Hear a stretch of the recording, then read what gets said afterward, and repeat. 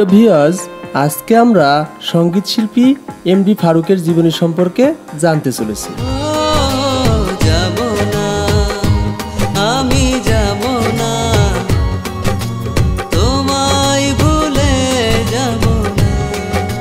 বর্তমান সময়ের একজন তরুণ ও প্রতিভাবান সঙ্গীত শিল্পী, মিউজিক কম্পোজার, গীতিকার ও সুরকার তিনি।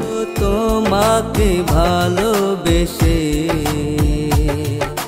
বুঝেছি এখন আমি। যশোর জেলার বেনাপোল পোর্ট থানার কাকমারি গ্রামের এক মধ্যবিত্ত পরিবারে তার জন্ম। উচ্চ মাধ্যমিক বিদ্যালয়ে পড়া থেকেই তার গানের চর্চা শুরু। তবে ছোটবেলা থেকেই তার গান, কবিতা, উপন্যাস ও ছবি আঁকার প্রতি ছিল প্রচণ্ড নেশা। আমি যাব না, তোমায় ভুলে যাব না। মাধ্যমিক বিদ্যালয়ে পড়ালেখা অবস্থায় তিনি বেশ কয়েকটি উপন্যাস প্রকাশিত করেন, এঁকেছেন অনেক ছবি। কমার্শিয়াল চিত্রশিল্পী হিসেবেও তিনি বেশ পরিচিত। তবে তার সবচেয়ে বড় নেশা এবং আগ্রহ ছিল গানের প্রতি, যার কারণে বর্তমানে তিনি হয়ে উঠেছেন একজন কণ্ঠশিল্পী ও মিউজিক কম্পোজার।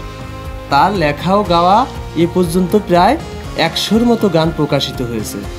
তার সবচেয়ে হিট গান ছিল তুমি ছাড়া এ পরাণ গানটি। তুমি ছাড়া এ পরাণ হয়ে যাই শূন্য, তুমি আমি কোনোদিন হব না তো ভিন্ন।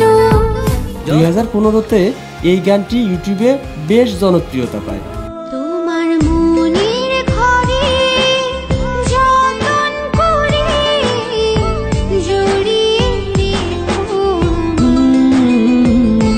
তোমার বুকের পরে আপন করে জড়িয়ে রেখো। এছাড়াও তার আরও কয়েকটি জনপ্রিয় গান রয়েছে। ডুবে যাব আমি, ডুবে যাব তোর প্রেমে আমি, ডুবে যাব। ঢাকা মিরপুর 1-এ তার নিজের মিউজিক স্টুডিও আছে। বর্তমানে তিনি নিজের গান ছাড়াও অন্য শিল্পীদের গানের কাজ করছেন। এই সময়ের তরুণ শিল্পীদের মধ্যে তিনিও একজন প্রতিভাবান শিল্পী। তুমি আছো আমার অন্তরে, হৃদয়ের ভেতর বাহিরে, তুমি ছাড়া বাজবো না, মুখে বলতে পারবো না